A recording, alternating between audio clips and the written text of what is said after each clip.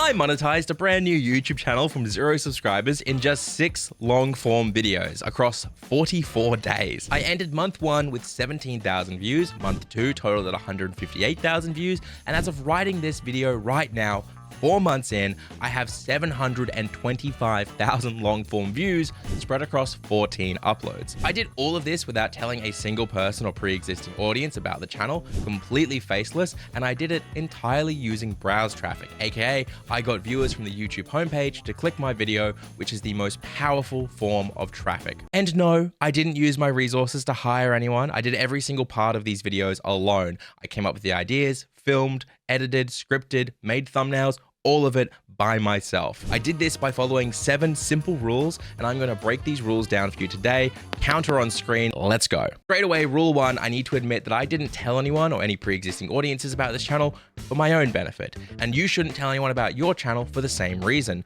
or risk really holding yourself back and hurting the channel. The first of 3 major reasons is that I had to prove to myself and to you guys who watch this education content that I'm not like other educators. I am not sitting here telling you how to grow without any evidence of success outside of this channel. The same as when I taught you how to make shorts, I showed you that I had 26 million short views. The same as when I showed you how to grow on Twitch, I had 150 average viewers. And now I'm telling you how to grow a brand new YouTube channel, and I've monetized it in just 6 videos. The second major reason I didn't tell anyone is I had to prove to myself I was motivated by creating, not by desperately wanting views or wanting subs. Anyone can beg family, friends, Discord servers, and pre-existing audiences to go and subscribe to their new project, and then, well, release videos. It's so much more impressive to have nobody, absolutely 0 attention on the channel, and still consistently upload weekly. The third and most important reason, if I had told anyone, if I had told you guys here, or friends, family, other streamers, Discord servers, I would have completely killed the channel before it even started. You see, you guys are new creators. Your one goal watching this video is to learn how to create better content. If I told you right now, go subscribe to that channel and then linked it, you would go there, subscribe, or you would go over there and see the videos, but you wouldn't engage with them naturally. You wouldn't, next time you see one on the homepage, click it, which would mean it would have a low click-through rate. And those who did click it wouldn't watch it for long because they subscribed not out of actual interest in the content, but simply out of a feeling of, I have to support this person, which makes YouTube say, hey, even this guy's core audience doesn't like the videos. It's a bad video. This exact same thing is happening to you when you ask for follows, subs, or promote your videos to friends, families, or random Discord servers. If you didn't tell a single soul and all you did was upload a well-packaged and engaging video, which I'll cover what I did to do that soon, then YouTube needs to read the title, the description, the metadata of the video, and then test that video to audiences. From that test, it learns who likes the video and will recommend that video to more people like that person. If you get desperate and try to skip this step, you will just hurt yourself. Actionable tip time. Let YouTube do its job. Let YouTube find your audience. Don't be desperate. Don't try to inflate your subs or views with people who don't care about your content. Just focus on making good content and let the right audience find it. But what the hell does that mean? What is good content? Well, good content starts entirely with your idea. You've likely heard this 1,000 times, but it isn't just in relation to one video. You need to step away from what you can gain as a creator, what value you're going to get from the channel, and think about what value you can offer a viewer consistently with every upload. DankPods does headphone reviews in the same simple, honest, and fast style every upload. CoffeeZilla exposes scams and the dark side of internet influencers with every single upload. And I decided I would do short, funny, but in-depth game reviews every single upload. Out of these 3 examples, the value of each is incredibly clear. Viewers get recommendations for headphones. Viewers learn how to spot and avoid scams. Viewers get good game recommendations. What is also clear is that none of these 3 examples are going to stray from their value. None of us are going to upload a vlog of us in Japan one week, a random mouse unboxing the next, or some barely edited stream highlight of us playing Roblox. You've got to remove your ego and realize that as unknown creators, nobody cares about you or me. When someone is scrolling through YouTube home, they need to click the video because it offers them value. I'll cover how I did that in a second, so stay tuned, but I want to make this really clear. I am not saying to only ever do one thing. I'm not saying niche down and never try new things. I'm saying to think of an audience. Think of viewers and what do they need? What do they want? And what you can give them. If they watch your video of you unboxing a new mouse and giving first impressions, and then go to your channel and try to watch more content like that, but find it's full of unedited gameplay and stream highlights, they're going to be dissatisfied, let down, disappointed, and leave. So Actionable tip. Consider what topic you think you can bring value to people with, despite yourself. Nobody cares about your basic Let's Plays, your vlogs, or your personality-driven content yet. They need value. So ask yourself, why would someone care about this upload? Now, once you have your value, for example, like I did with quick, funny, in-depth game reviews, we need to actually make them clickable. There are 3 rules I use to make a video clickable, and if I follow them correctly, I've been managing to get between 10 to 15% CTR, and you're probably thinking, wow, is that good? My tiny dead channel gets that. Why aren't I growing? Everybody gets CTR incredibly wrong. They set specific numbers as a goal overall, but every niche and every video is actually different. In your head, a big CTR is good, but my biggest video on this channel has over 3 million views and a 2.3% click-through rate. Theoretically, 2.3% is a terrible click-through rate, but it's also my best video. So why is the CTR so bad? Well, plain and simply, it has 82.5 million impressions. AKA, the video has been shown 82.5 million times to potential viewers. Which of these 3 CTRs would you want on your video? 100 views out of 1,000 impressions, aka a 10% CTR, 10 views of 30 impressions, aka a 33% CTR, or 3 million views of 82.5 million impressions, aka a 2.3% CTR? It's a pretty simple answer. The 3 million views, obviously. So why did it still do so well? Well, that brings us to the 3 rules of title, thumbnail, and TAM. This video had a very large TAM, or total audience metric. The title is 32 easy tips to grow from 0 viewers on Twitch. The total audience of this video is every single Twitch streamer trying to grow. They desire easy tips they can achieve today. They want a lot of them, and most importantly, they want no barrier for entry, which is why 0 viewers is key. If I draw a series of circles, you can see the outside one is the largest audience, and that is all streamers. If the title had been How to Get Twitch Partner, suddenly you'd lose a huge section of your audience who don't care about that yet. That's too hard, that's too far away. You go from millions to a few thousand people who are interested. It's a smaller circle. When we create a video idea, title, and thumbnail, we need to consider our TAM and avoid unnecessarily cutting off huge sections of our potential audience. 2 of my favorite examples of this is when I covered the SteelSeries Alias and SteelSeries Sonar release. I could have titled it SteelSeries Alias Review, but nobody knows what the alias was and why it mattered to them. So instead I titled it SteelSeries Just Solved Streamer Audio for Free. Suddenly, we go from this tiny niche circle of people interested in this unknown microphone to appealing to almost every streamer, and then also raising a question of how did they solve it? How is it free if it's so good?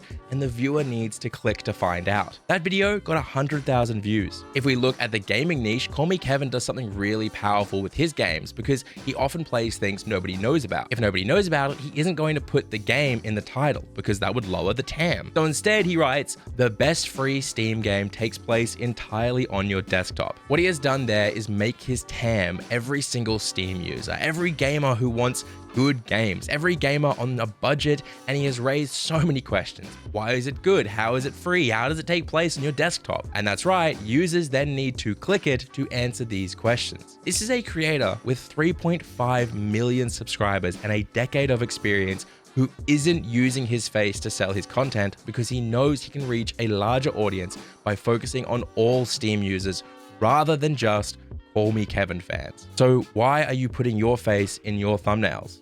Why are you focusing on your personality when even the largest creators aren't doing that? So, actionable tip time. When creating ideas for videos, you need to remove your ego and yourself from your titles, thumbnails, and ideas. Think like your viewers, think like your audience, and think about your total audience metric. Do people want to click on Let's Play Hades 2 episode 69? Of course not.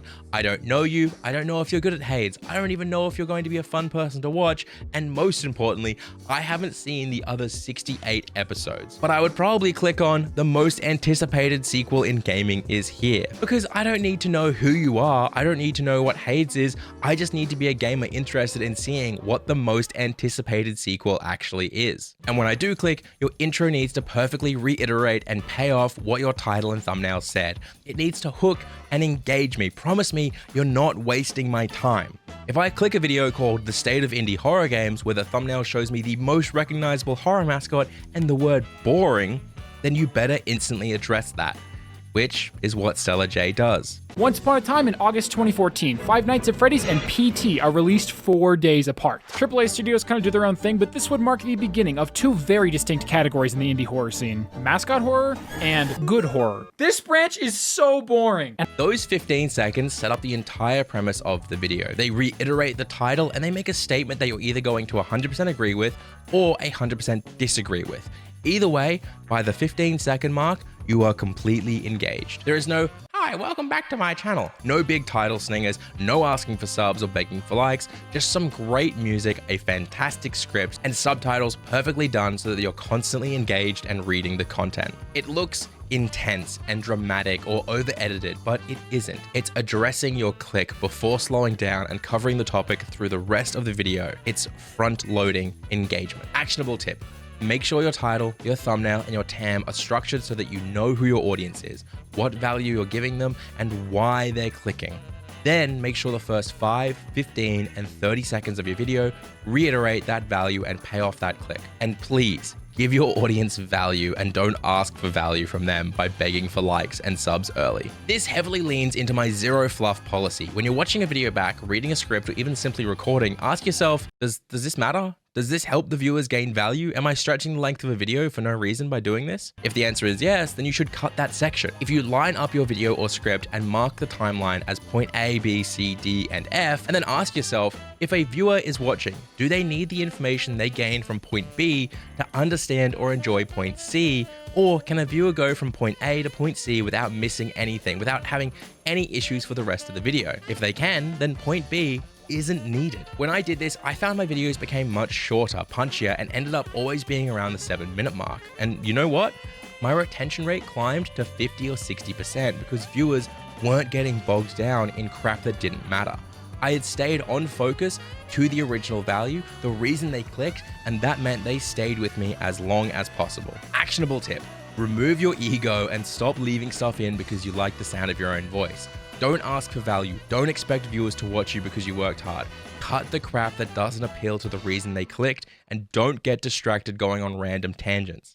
Next, arguably this will cause a lot of debate, but it's pretty simple. You need to release consistently. This isn't because the YouTube algorithm or whatever will be nicer to you. It's not even because audiences have the memory of a goldfish and forget you exist if you only upload once a month. This is entirely because if you can set a deadline and stick to it, if you make and release an entire video every week, you will be able to look back at every upload and ask, okay, what worked? What didn't work?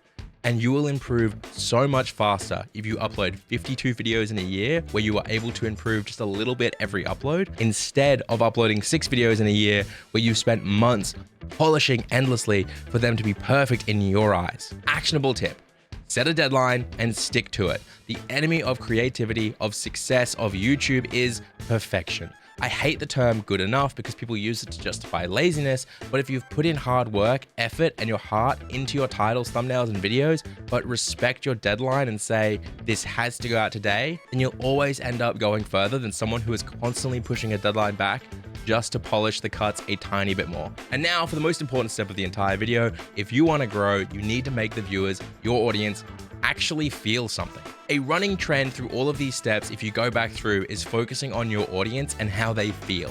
When Stella J's video is titled "The State of Indie Horror Games" and Freddie Fazbear is there with the word boring, you are damn right the audience is going to feel something and click. When they click his video, he says, "Mascot horror is boring." You're damn right they're going to feel something and keep watching. When they listen to his justification without pausing to beg for subs or likes, when he cracks jokes, they're going to either agree, disagree, laugh, not laugh. But either way, when they make it to the end, they have an impression left on them. They are a different person. I've had a lot of failed YouTube channels, and I've realized almost all of them failed at this step. I wanted to grow on YouTube because I wanted to be a YouTuber, not because I was passionate. But this channel, Stream Scheme, was successful because I'm authentic with you. I am passionate about sharing my experience and helping others grow. A little too much, honestly. Seeing people struggle fucks me up emotionally. And on the new channel, I'm also passionate. I'm passionate about indie games. I could talk about them for hours. I have strong opinions about what is good, bad, what genres are overhyped, what trends need to die off. And when I talk about those things, it lets viewers feel something. Actionable tip: you're going to likely struggle if you're uploading for the sake of it, or uploading content you don't care about. If you aren't passionate about this, if you're not excited every time you sit down to create, well, then you need to go back to step 2 and start thinking of ideas. Ask yourself, what do you care about? What can you talk about, argue about, have opinions on, and defend for years to come? Once you have that answer, you'll be able to make content that makes viewers feel something. Click here to learn more about how I design thumbnails, and here to become a member of the channel for just $1. No sponsors, no fluff, no hassles. See you next week. Really, please do become a member of the channel. See you guys next week. Bye.